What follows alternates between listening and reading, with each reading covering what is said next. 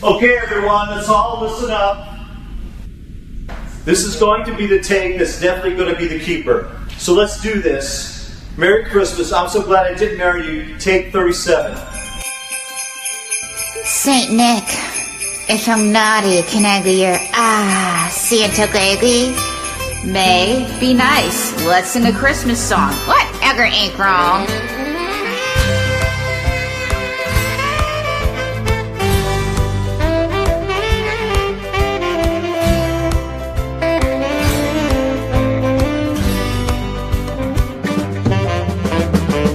Christmas is the time of the year for love and happiness. Sending Christmas cards to the ones that we love the best. The other day I thought of our love and how you sealed our fate on that third date, making me choose between my puppets and you. Loser! Merry Christmas, Merry Christmas. I'm so glad I didn't marry you. Merry Christmas, Merry Christmas. I still hate you. You're up, May. Christmas is the time of the year for tinsel, sparkles, and curls. You said I wouldn't have to work if I was your girl. You told me you were a billionaire in cryptocurrency. Then you took me to the Waffle House, so I guess no diamonds for me.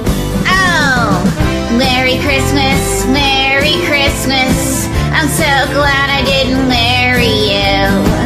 Merry Christmas, Merry Christmas. I still hate you. You know who else hates you, my dog. And your ex-wife and your daughter are hogs. And I'm sending your wife that photo of us in the hot tub so you know. Hey, Joe, I hate you. And I hate you. Gary and Frank and Dave and Jim. I hate you all. And I'm putting it on social media, so Merry Christmas, Merry Christmas. I'm so glad I didn't marry you. Merry Christmas, Merry Christmas. I still hate you. You disappointed me under the mistletoe. You had a tiny sleigh and you couldn't make it snow. Hello!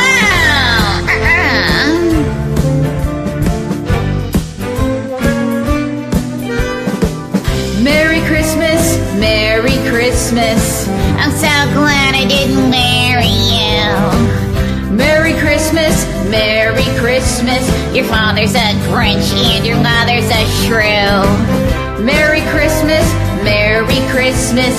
Here's some spoiled eggnog for you. Merry Christmas, Merry Christmas. I super duper hate you. I super duper hate you. I put it on social media. That's how much I hate you.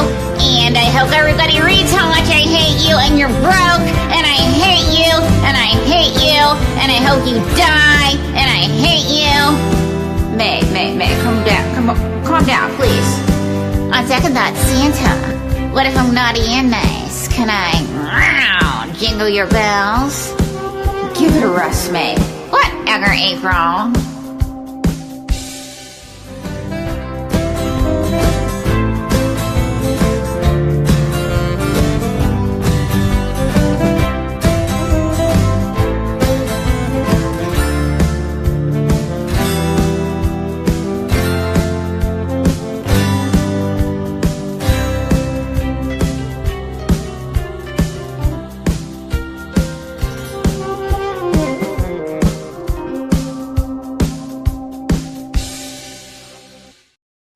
Happy Friday, everyone, and welcome to the latest edition of Richard Skipper Celebrates. 'Tis the season, whether you're ready or not, they're here. And I have 5 incredible artists today that we're going to be celebrating and talking about how they are braving the holiday season, both on stage and off stage. I am so thrilled that you're all here today. And that, of course, was April Brucker, and she is here. April, I think you're in Las Vegas. Yes, I am in fabulous Las Vegas, Richard. And hello, Richard. Hello How are there. you? Now, what's your friend's name, April? This is May Wilson.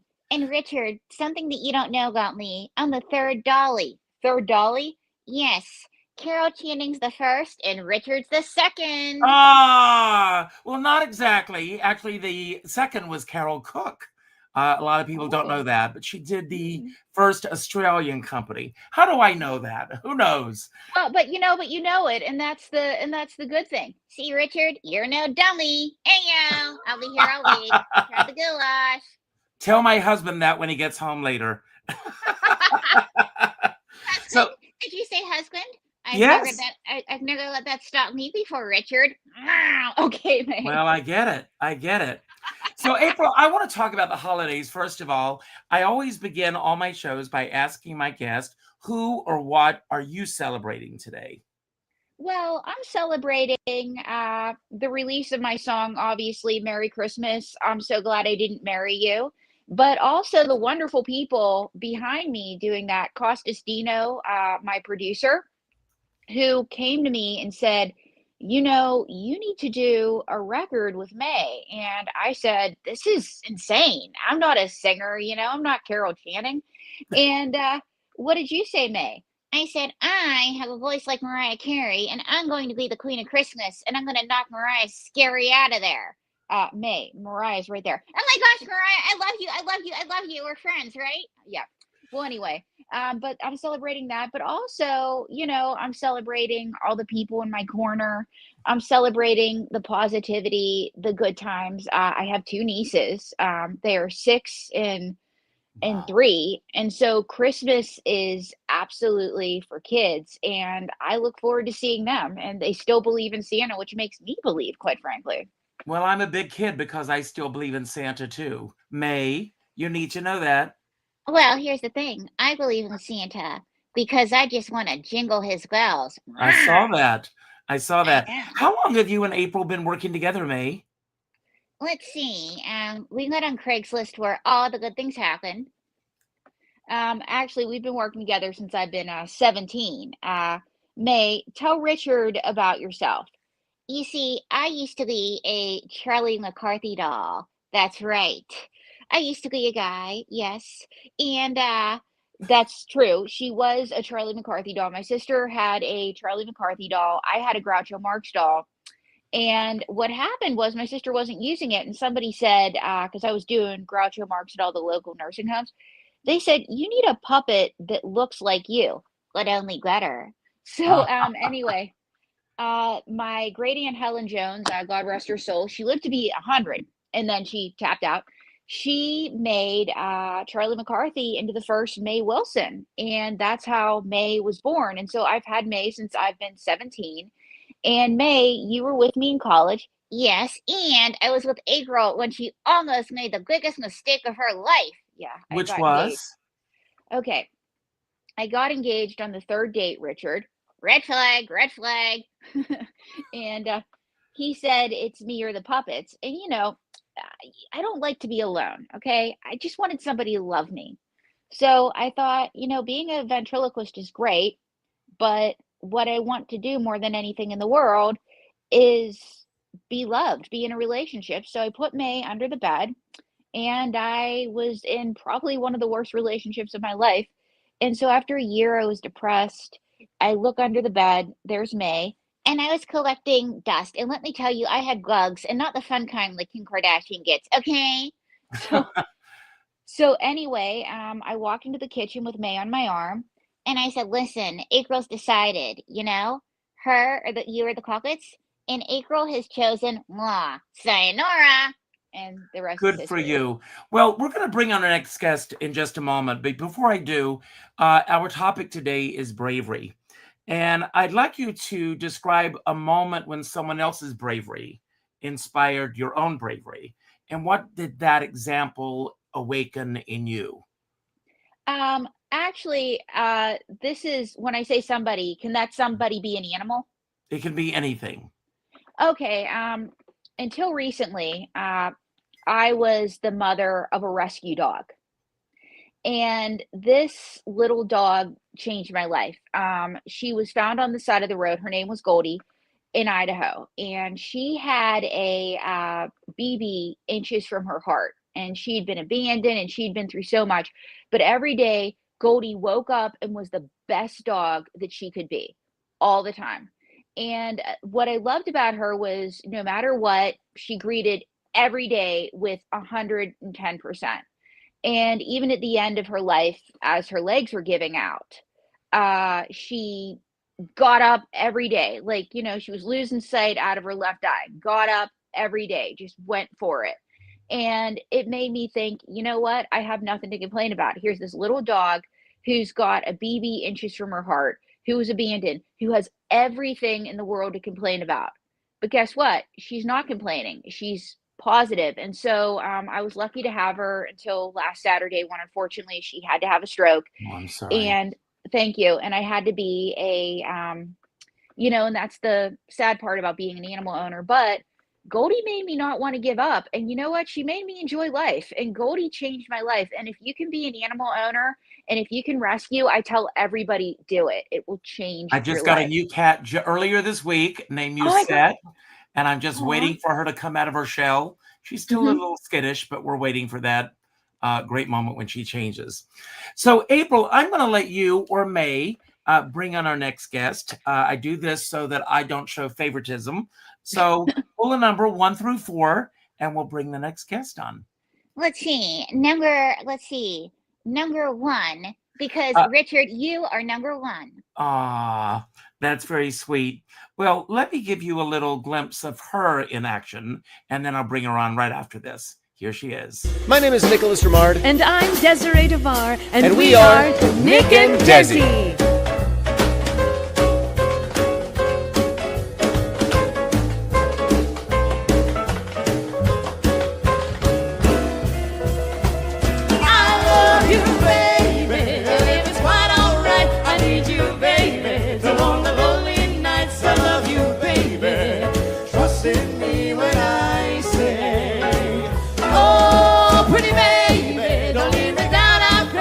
Pretty baby, now that I found you, stay and let me love you, baby. Let me love you. You're just too good to be true. Can't take my eyes off of you. You'd be like heaven to touch. I wanna hold you so much. At long last, love has arrived, and I thank God I'm alive. You're just too good to be true. Can't take my eyes off of you. Let's go!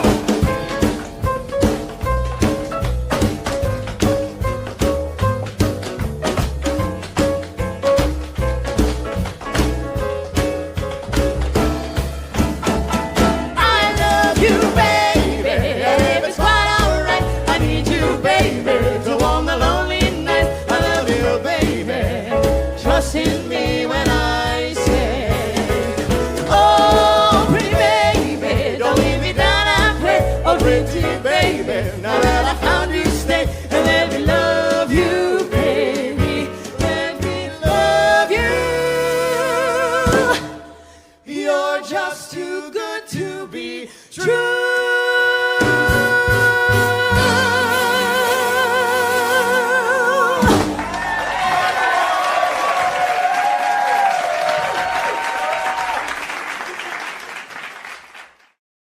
We don't have Nick today, but we do have Desi. I know, and I cannot wait.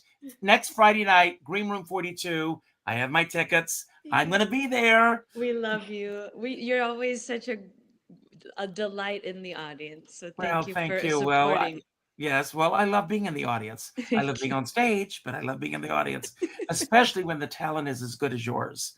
So who or what are you celebrating? You guys are traveling a lot. Well, last night we just had our first holiday show, so I'm exhausted.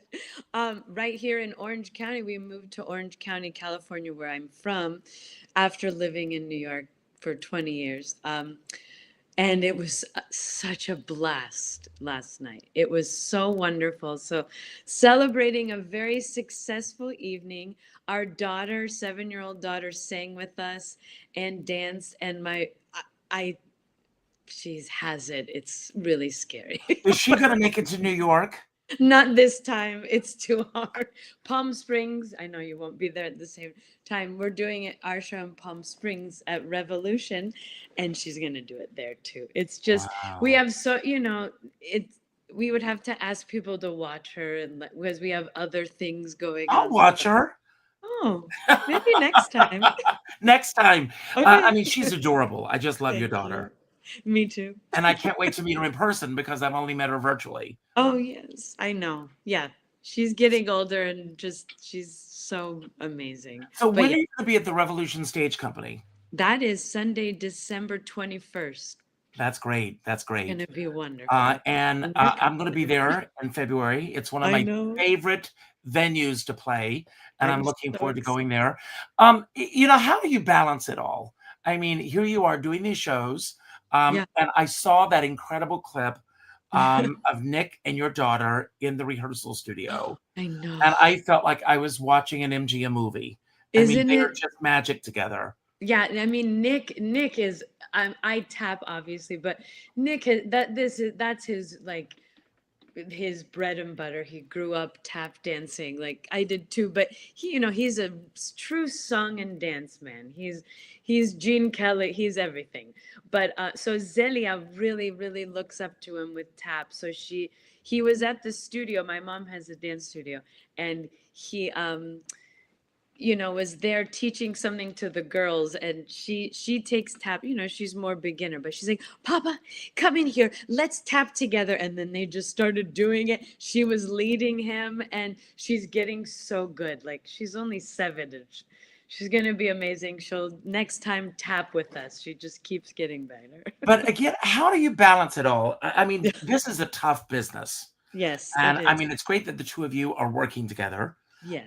And I don't know, I mean, especially since you've had your daughter, and without giving away too much, because you do talk about this in the show, Mhm. you both have had your health issues Yes. to deal with also. So that takes you off course. And obviously, you want to work, and you've got this wonderful child at home. How do you balance it all? Yes. Well, I mean, you don't you hustle, but you also need time. Like today, I'm a mom. I teach a musical theater class at her school after school today. I'm gonna go pick her up. I had a show last night. We're done at 10. We come home. She went to bed late. Got up at 7 to bring her to school. So those are the little things, but you got to do it. But that's what makes everything worth it, because I still get to do what I love and especially with my husband. We share the same passion. And last night after, we were just like, it was just such a great night, especially being in my hometown doing it. We're really lucky that we get to do that, because again, like you said, my husband, Nick, it's been 2 years, but he had tongue cancer. So he had a tumor removed from his tongue. And, being a performer, you're like, Oh, what? no. And also being a human and wanting to live. But like, he did what he's, speaking of brave, he's literally the bravest person. Last night we were talking about that. He's like, he goes, I had tongue cancer. He's like, he's like, what do I need to do? Okay, I need it taken out. I need to have radiation, chemo, and he did it. I want to do a whole show with him just on You that issue. should. He is the most positive person besides you. And I'm the one that brings him down a little. But long story short, I've had 3 knee surgeries, and being a dancer, that's really difficult, which it takes a year off of dancing every time. So I'm on the other side of the last one, and I'm dancing. You saw me last time. Yes, Doing absolutely. it even Incredible. stronger now. Well, I want to bring on our next guest, but before I do, when you think of bravery, Yes. when it comes to your art, that is, Yeah. what moment in your career comes to mind? And why does that moment still stay with you? I think the first time after my first knee surgery, getting to do Broadway. So I had my first knee surgery and then doing one of the hardest, first the international tour, the hardest dance roles ever, playing Anita in West Side Story, knowing that I could do it still, because a lot of people do give up in our business from an ailment that they're like, it's just too hard, like to recover and like rehab and get back. Like I was like, okay, yes, I can do it. And that's why it's brought me 2 other times knowing I can do it. So it's just the mindset, and I can't give up. I have to keep doing what I do. So Well, you better not give Yeah, up. I won't. For my sake, don't give up. I won't. So you're going to bring on our next guest, and you're Yep. in the Monty Hall seat. Door number 1, door number 2, or door number 3. 3. And I am excited to bring her on the show. Carrie and I met a few years ago. How many years has it been, Carrie? You're muted. Oh. I can't hear you.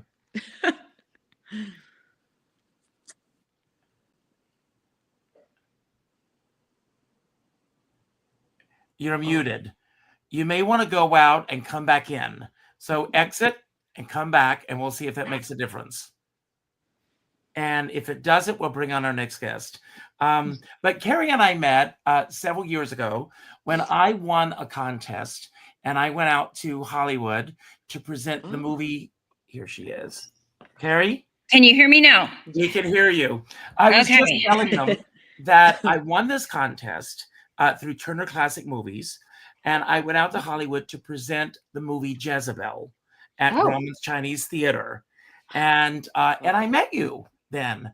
And you do, I mean, you have the most, for me, the most unique, interesting career. Not that April doesn't have a unique career, but you have this unique career giving tours of the Hollywood Cemetery. Well, I actually have like several jobs. Yes. That's kind of one of many Right. jobs I have. But yeah, I've been the in-house tour guide at Hollywood Forever for 23 years. Wow. How did that all start for you? Oh gosh. Well, when I was a little girl, my mom and dad are very into history, especially the Civil War. So as a little girl, a lot of our vacations were going to battlefields and houses and cemeteries. And it's one thing, as I always say on the tour, and it's one thing to learn about history in a classroom. You're muted again. Oh no. Well, in the small world department, I have a cousin buried in Hollywood Forever. Oh, Oh wow. Carrie? No. Oh. You, okay. Go out, come back in, see if that makes a difference. Well, we hope. We'll wait. When you're doing live, and this is live, these things happen. On Monday, I want to give a shout out to a podcast I did. It was World AIDS Day, and I had Morgan Fairchild on the show. And Morgan Fairchild came on, and she had the same issue. Somehow she was muted. We finally got her on, and it all turned out great. While we're, let's see if this works. Carrie? I'm in another room now, so This I don't know works. if that- We can hear you. Technology is about to destroy me. Absolutely. So I anyway, feel that. you were saying that both of your parents were historians, or they Well, they loved were history. historians. They just were interested in history. And we'd take these vacations that almost always had to do with some part of history, be it the Alamo, the Civil War, something like that. And just seeing the reenactors, seeing the places, I have a pretty vivid imagination, and it kind of brought history to life. Also, as a little girl, I fell in love with classic Hollywood. My gateway drug was the Universal horror films of the 1930s. So, yay! Thank you, fellow monster kids. So, I wasn't my into God. Barbie. I was into Bela Lugosi and Boris Karloff. And I never lost my passion for these things. I got a degree in film. I moved to Los Angeles in the year 2000.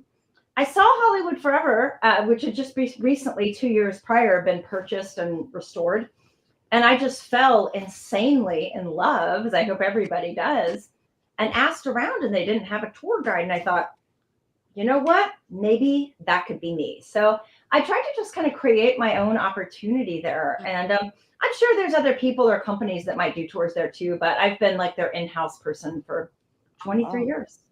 Well, it's very interesting because a lot of people, there's a morbidity factor that want to stay away from cemeteries. But Hollywood Forever a cemetery, the history that is right there is just unbelievable. And it's one of my stop-offs when I get to LA. Oh, yeah. Well, I see it as, I know there's people that probably think what I do is very morbid, and I understand that.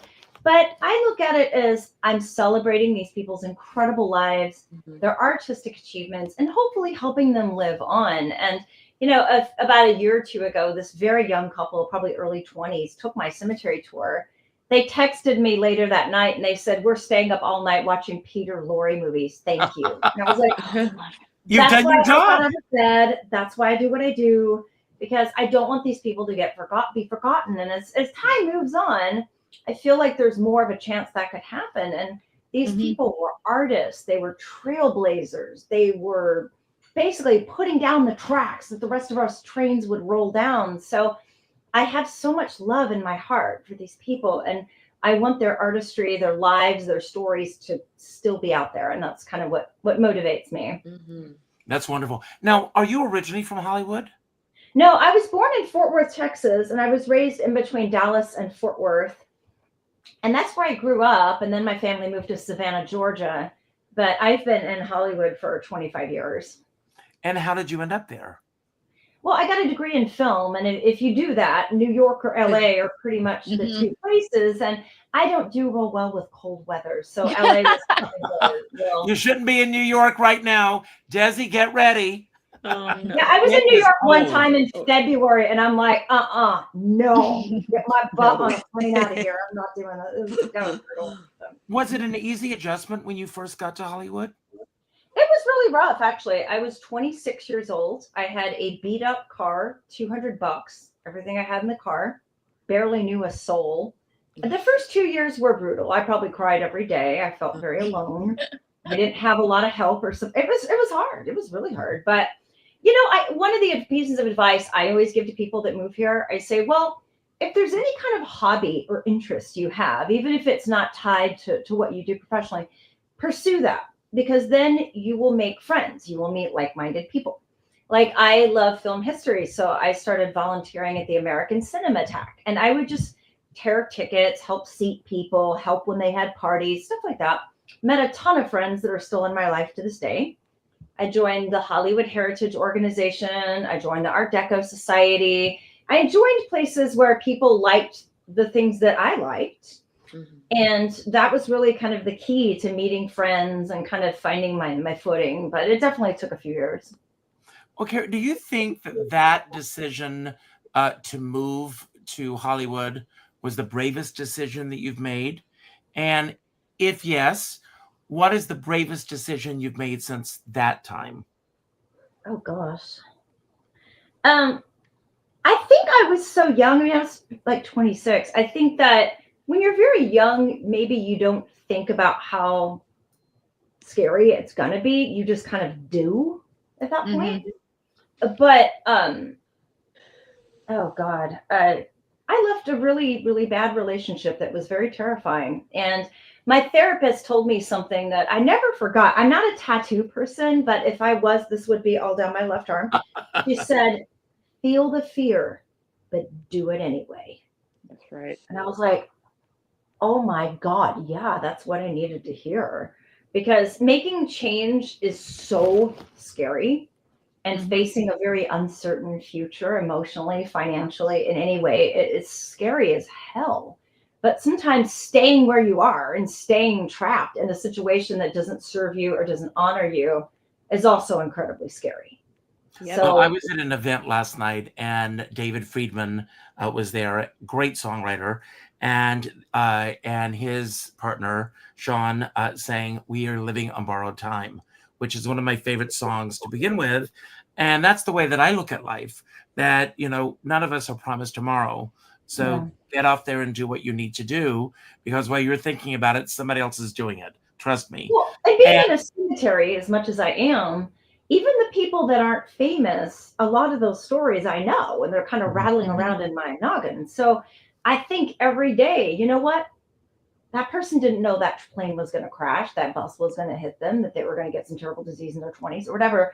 So I think that is a major thing that motivates me too. I just think, you know what? I got today. And yeah, it's constantly on my mind that time is limited. That's right. Well, speaking of limited time, let's get our next guest on here. So pick a number, 1 or 2. Me? Yes. 2. One of my favorite people on the planet, Jeff Harner, one of the busiest men on the planet. Jeff, can you see me? Yes, I see you. Yes, Do you not there see you me? are. So how are you? I'm well. How are you? I'm doing great. So you're very busy with the holiday seasons. Not only, do you have a show coming up here in New York, which we're going to talk about, but you're about to go to the Delray Beach Playhouse. Yes. Yes. So do you like to travel, first of all? What is it that Callaway say is they pay us for the traveling. The show we do for free. Yep. That's perfect. That's perfect. So, Jeff, what do you think is the bravest thing that you've ever done when it comes to your career? For my career? I'm just going to say for my life. Okay. I got sober, and it's coming up on 15 years ago. And God bless you. yeah, it's a miracle. Every day is a miracle. So that has profoundly changed what it means for me to be on this planet. The planet has become a much more manageable place because it's become much more manageable in here. And I'm just, profoundly, profoundly grateful. But it took, looking back on it, I can't believe all that I did, all that I walked through to get here, and all the people, all the angels that appeared to help. So, yes. Absolutely. Well, I just saw you just a couple of nights ago as part of Ann Kittredge's Christmas show.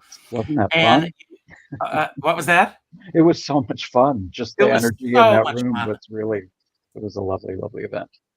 It was a great night. And you, of course, I'm going to put it out there, and I know that she won't. The song that you sang, and whether you want to mention it or not is up to you. But the song that you sang, which is one of my favorite songs, and your version, in my opinion, and I'm not saying this because you're here, is the definitive version of that song. I hear that song on a level that I've never heard it before. And our mutual friend, Jackie Parker, said the other night, I've always hated that song until now.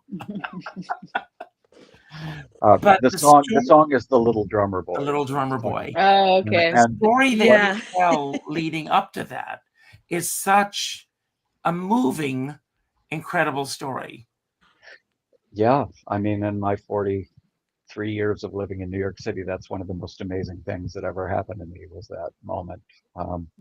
I had. Everybody will have to see your show to find out what we're talking about. Well, I don't tell it in the show. I just told it that night. I had an encounter with a bag lady, and I was in my 20s. It was 40 years ago, and I was waiting for someone, and it was an Indian summer day, and I just had on a t-shirt and blue jeans, and the sun was setting, and it was really getting cold, and she came pushing up with her cart and asked me where I'm from, and I was trying to be street savvy, so I said I'm from California. And she said, well, it gets cold here now. And she dug out this beautiful white sweater that she gave me. And I put it on because I was cold. And then she said, where are you staying? And again, I was vague. I said, on the east side. And she said, there's a church on 26th in Lexington. And if you help them give out coffee and donuts in the morning, they'll give you some cash. And she went walking off. And I realized that in the moment, I looked at her and thought homeless. She was looking at me and thinking homeless. And in that context, I realized how how profoundly generous her gift was to me of that sweater, and that's the story that I tell before I sing The Drummer Boy. And what makes that arrangement so singular is Brian Lasser's arrangement, because I agree with you. I never heard the words till that arrangement. It's really something beautiful. And if anyone wants to hear it, Jamie DeRoy recorded it. 'Tis the Season. You can hear me sing it. 'Tis the Season, Volume 3. It's on all streaming platforms. That's But great. it's a beautiful arrangement. Great. We're going to bring on our next guest in just a moment, who's waiting patiently in the wings. I see you, Shana. Jeff, bravery can also be a quiet moment, and that happens in our life, and it can be the chance to the choice to stay, to return, to begin again. What is a quiet act of bravery that you have experienced when it comes to your art? Not your personal life, your art. The first thing that comes to mind is thinking, I work with Sandra Lee, who was Tiger Lily and Peter Pan, and she was the original Minnie Fay and Hello Dolly. She's 97. Wow. And she is the one who says, speak the truth, tell the truth, state the facts when you're singing.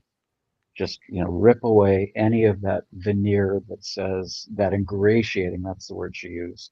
Just get rid of all that and just trust that you are enough. State the truth, tell the story, state the facts. And that takes quiet bravery, because I like to, I somehow, this is another piece of quiet bravery. I can't wait to hold my new one. It's not ready yet. Musette. Musette. This is Bashir. But speaking of Sandra, I mean, she actually walks the walk and talks the talk. That's how she lives her life, and I love her. And speaking of someone who walks the walk and talks the talk, take a look at this. I just love her. I keep thinking, when does it end? When's the day I'll have started forgetting? But I just keep on thinking and sweating and cursing and crying and turning and reaching and waking and dying. And no, not a day goes by, not a blessed day, but you're still somehow part of my life, and you won't go away, so there's hell to pay. And until I die, I'll die day after day after day after day after day after day after day, till the days go by, till the days go by, till the days go by, till the days go by.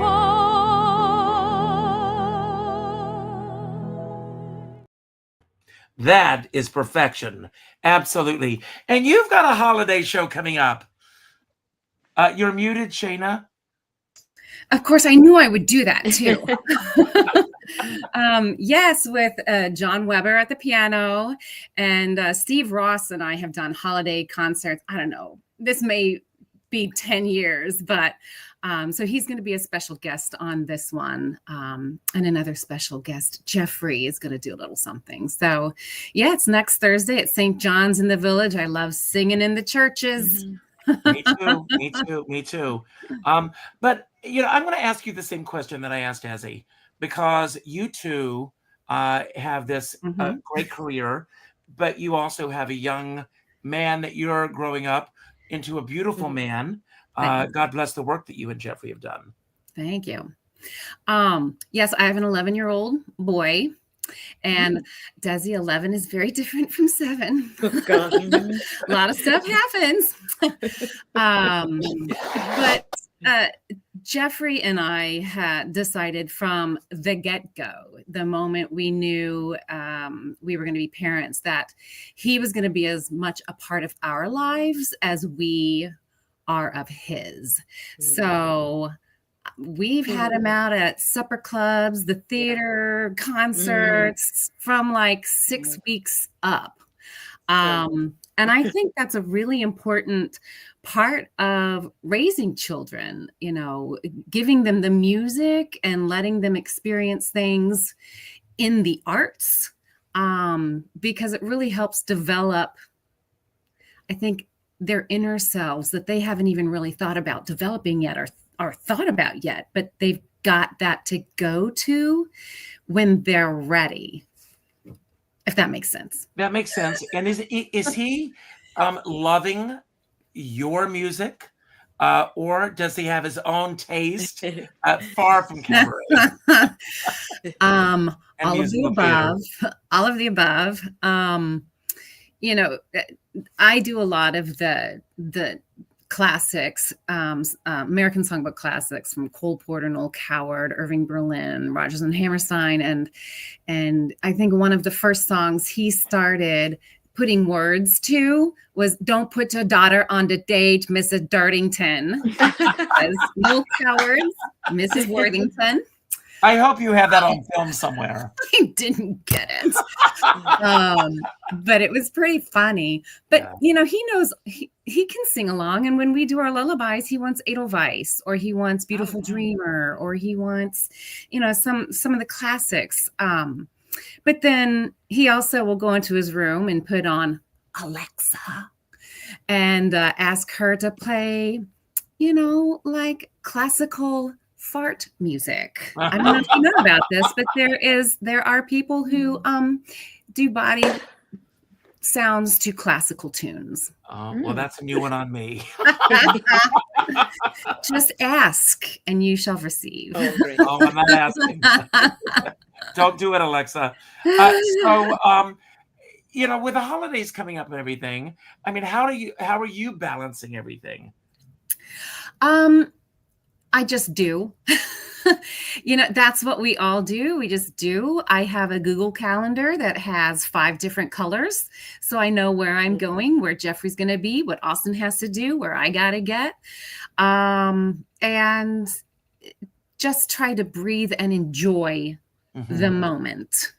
You know, I think all of us as performers, we can freak out and panic as much as we can. But, you know, once you're on stage and you're out there and you're performing and you're doing, you give it to whatever is going to happen. You know, it's that magic sauce that just kind of takes over. And so, you know, it seems like all of us have probably been in the business quite a while, that at least I have learned to trust my instincts, and I kind of listen to myself a little more, you know, during all the hustle and bustle, and go with it.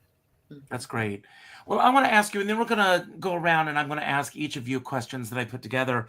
But Shana, what do you think is the bravest artistic choice that you've ever made, whether it succeeded or failed? What did it cost you? And what did it give you? Gosh, I think stepping out and doing my first supper club show. I mean, I've done a lot of stage work, musicals, operettas, but when you are displaying yourself and really learning how to tap into that vulnerability, that took a while for me to really give into. I mean, I could do it for characters. I could tap into, you know, a place, but then nobody knew what I was tapping into. And, you know, I was being the character. But, you know, when you have to bring yourself to the stage and tell your stories and think people even want to hear your stories and just putting yourself out there. I think that's probably, and I still do it. I still question, you know, I've got this voice on this shoulder and this voice on this shoulder. Oh, that's not a good story. No one's going to like that. Oh, what they're going to love it. You know, and it's questioning myself, you know, that's something that I think comes with all artists. But once I understood what it was about, you know, now I love it because it's about sharing. That's right. Absolutely. So. I totally agree with that. Thank you. Great answer. April, was there a time when you wanted to retreat from the business, stay safe or go small, but chose instead just to move forward? And what pushed you to do that? Well, there was a time that I wanted to retreat from the business because I had moved out to Las Vegas to do a resident show. It was the beginning of 2020. My show premiered in February 2020. I had my 2 preview weekends, and we all know what happened in March of 2020. Mhm.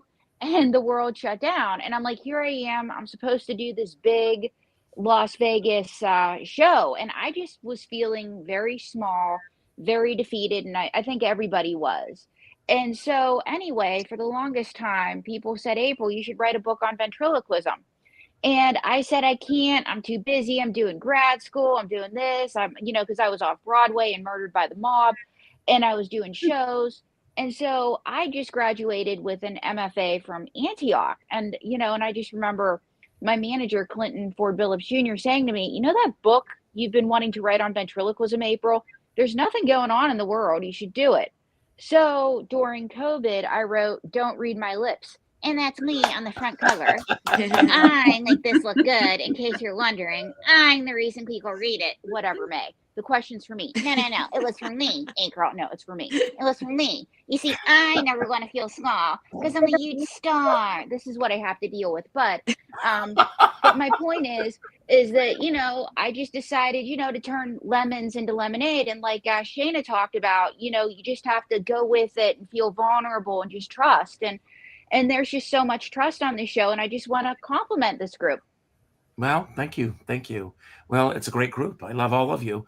Desi, how do you personally distinguish between bravery and recklessness in your creativity? What is the line? I mean, you and Nick, and I'm a huge fan of both of you, but you just get up there and it's like you just throw it and it's all perfect.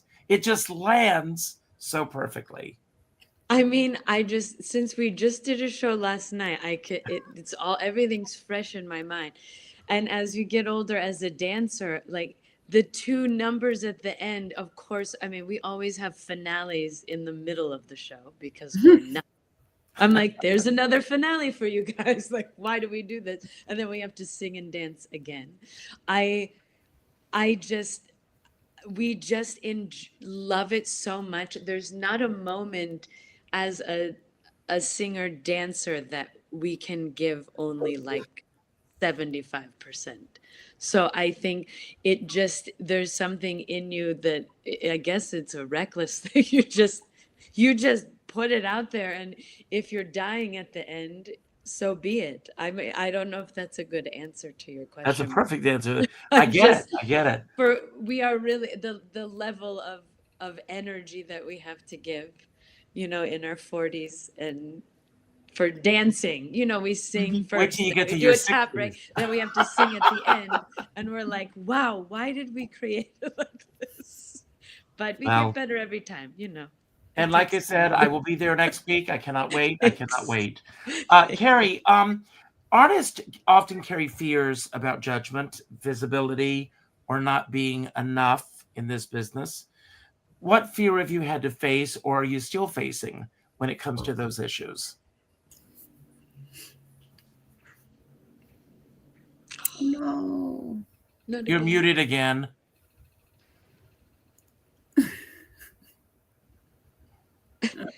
We'll be back. Any of you want to sing while we're waiting for her to come back? La la la la la. Okay, no, they didn't mean you. Somebody that can actually sing. I got a huge voice. Somebody sing, please. Carrie? Yes, can you hear me? Yes. Okay, there you are. So, yes. So, your thoughts on that question? I have naturally suffered from anxiety, and so I always feel like I'm not enough, I'm not good enough, blah blah blah. But then I just think, you know what? I'm gonna do what I do. I'm gonna put it out there, and if people like it, fantastic. If they don't, that's really not my business. If that makes sense. Mm-hmm. Yes. So again, it kind of goes back to the feel the fear, but do it anyway. But it's hard when you have a tendency to kind of get in your own way.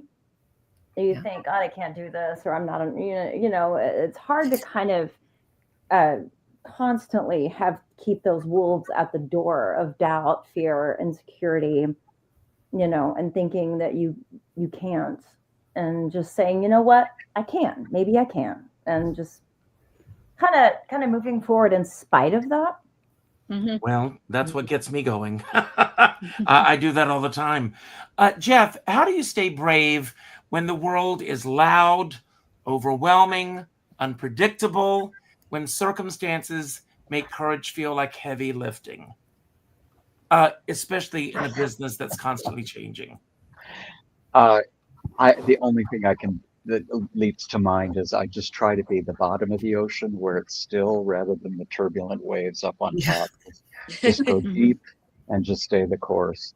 I do have to say though, to Carrie, I have a friend who's a stand-up comedian, and his mom used to say to him, "Honey, what other people think of you is none of your business." And he said, "Mom, actually, it's entirely." It's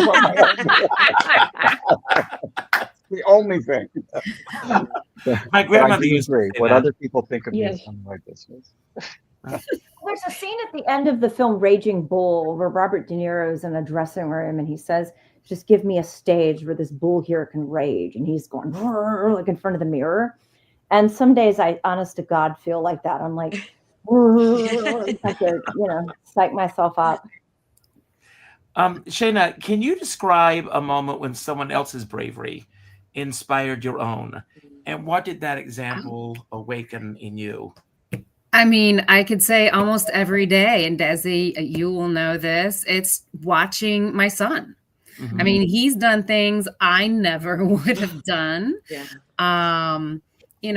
There's one moment in particular that stands out. He's an only child, and we go to the parks up in our neighborhood in New York City, and not once was he ever shy to just go up to a group of kids and say, "Hi, can I play? Let's play tag. You want to climb?" From the age of like 4 on. And I sat there and I watched him, and it was really an eye-opening moment because I never would have done that. I'm still shy as an adult. When I go into a room of people, I have to say, okay, it's okay. You can go say hi and introduce yourself. It's just what kids do and what they have to learn. I mean, that's brave. That's brave. That's amazing. Well, I want to go around and I want to ask each of you to name something that you experienced this past week that really inspired you. And I'll start. I saw the Paul Anka documentary on HBO. I don't know if any of you have seen it. Watch this film. I mean, this man is just still at 82, still touring the world, performing. And he talks about the constant changes in the business and how he's able to stay above it all. Great, great film. April, something that inspired you this week. Okay, this is going to sound strange, but I discovered the Universal Monster Channel on TCM that goes all year round. And I love old classic scary movies. And you want to talk about brave, Boris Karloff. I mean, the doors were closing, and Lon Chaney Sr. gave him a ride home and said, "Embrace your cards." And that's what made his career. Is he's like, you know what? This is what I am. This is what I do. And you look at, the storytelling's great. I can't complain. And of course, April over here likes scary movies. She's a ventriloquist. What's that, May? Whatever, April. That's great. Desi? Well, my daughter insists to be in our show whenever we're with each other, like not New York, but last night we had practiced a number. She was so nervous. She gets really nervous, like, she's young to just go on stage. But she was in the audience. We call her up and then just like turned on a dime. She was incredible. Like it's because she watches us. So then she knew the moment she was with us on stage, she felt comfortable. And like, she was just so did choreography perfect. I couldn't believe it. I wasn't prepared for how professional she would be on stage. So she just inspired me, like, being nervous is okay, but she got over it as a 7-year-old. So that's great. Crazy. Jeff? I think I'm just going to say that there's a cabaret friend of ours who is 92, and she is now home on oxygen. And so I guess she's, in her the winter season, and we all went to see her. 4 of us have been reading with her The Glass Menagerie as in her home. We get together every month or so to read through this play, and it just really inspires me to watch her courage, her grace, and to know that we made choices over the past couple of years that have brought great meaning and purpose and connection. It's a bittersweet thing, but it just makes me glad about choices that I'm making and the people that I'm making them with. And yeah, I mean, all of you talking about young children and the courage.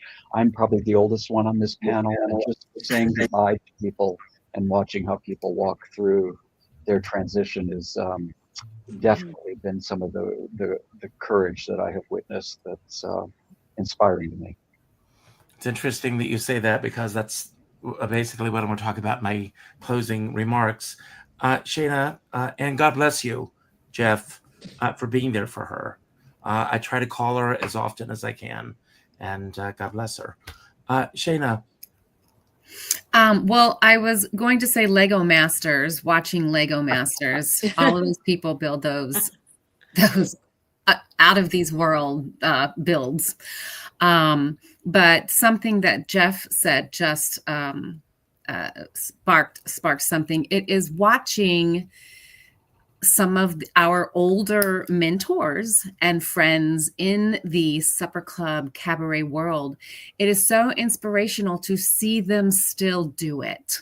Yeah. Because they're living for it, you know, and it's so inspiring to, even though you know behind the scenes how hard things are, when they're on, they are on, and you are still learning from them. And that is inspiring. I just hope when I am up here,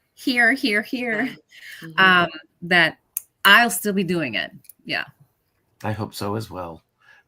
Carrie.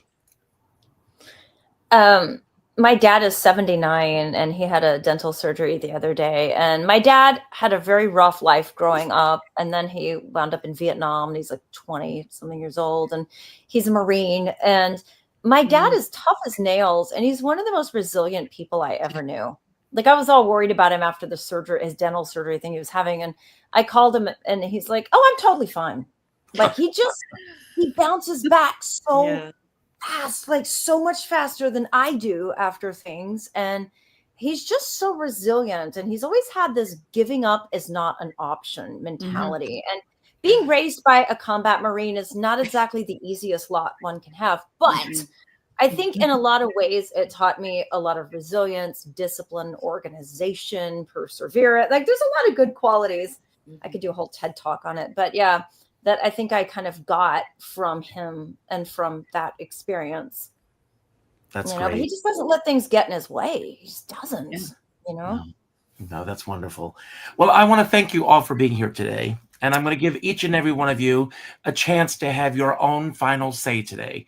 It could be about anything that we spoke about that you want to build upon, anything that we didn't talk about that you wish we had, or just any final message you want to leave everyone with. When I finish, I will pick one of you, and then you will pick the next person, and so on. And when the last person says goodbye, I will end the show. So you don't have to worry about how do I get out of here. I'll take care of it. But I lost this week probably one of my biggest supporters since I started in cabaret, and that was Diana Templeton. And Diana Templeton passed away on Sunday. We used to talk every week, at least once or twice. And she's had some challenges over the past year. And we spoke many, many times. And then she had a stroke on Sunday and died shortly after that. So one of the things that I say at the end of my shows is to pick up your phone. Today, I will tell all of you, go to your emails, and the third name that pops up, rather than responding with an email, respond with a phone call. It's important that we do that. And fewer people, I believe, my own philosophy, that the world is in the shape it's now because people are not communicating with each other. Yes. And we are losing empathy, and we're losing compassion, and we're losing the sense of, so I want you all to be brave, and I want you to reach out to that third name. I have a dear friend, Sean Moniger, and he always says, we're all in the same storm, but we're in different size boats. And I always say, I don't care what size boat you're on, as long as you have a skipper by your side. And with that, I'm going to leave the screen. And Jeff, I'm turning it over to you. It's all yours. Thank you all.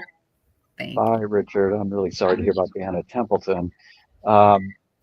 I would just remind people that I will be at Birdland on Monday night with KT Sullivan, Stacey Sullivan, and Todd Murray. Our show's called We Love the Winter Weather, Songs of the Holidays. It's a lot of fun. And my parting words would be, everything works out in the end. If it hasn't worked out yet, it's just not the end. Shana, you want to take it from here? Sure. I'll also do the shout out reminder for our holiday show on Thursday, December 11th at St. John's in the Village.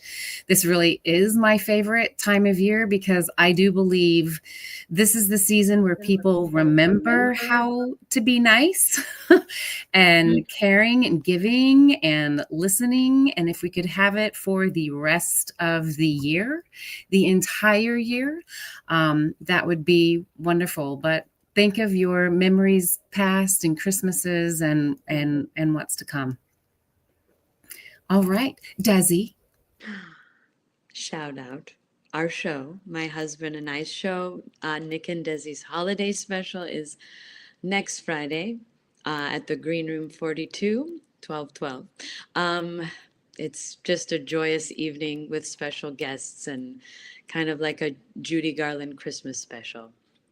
I would have to say, choose kindness.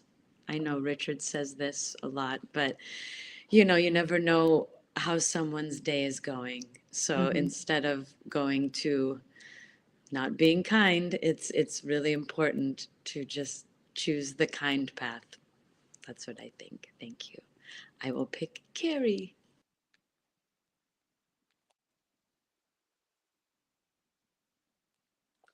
Your sound's off. Your sound's off. You're muted. You're muted. You're muted.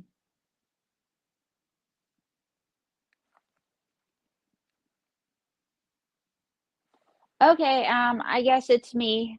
Well, I guess we're taking us out. Okay, so I'm April Brooker, and I'm Leigh Wilson. And a real quick story about Bravery.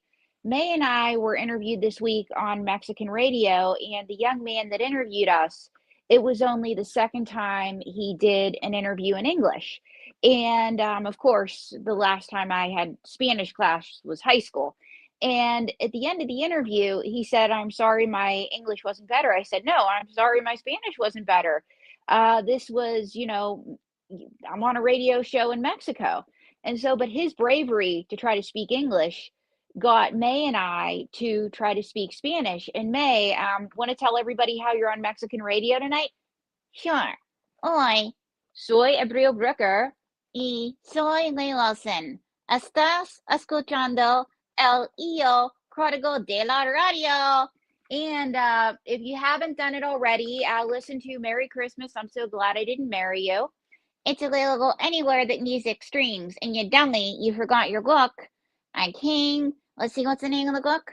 Oh, yes, that's right. That's your other book. Wait, so you got the other book wrong? No.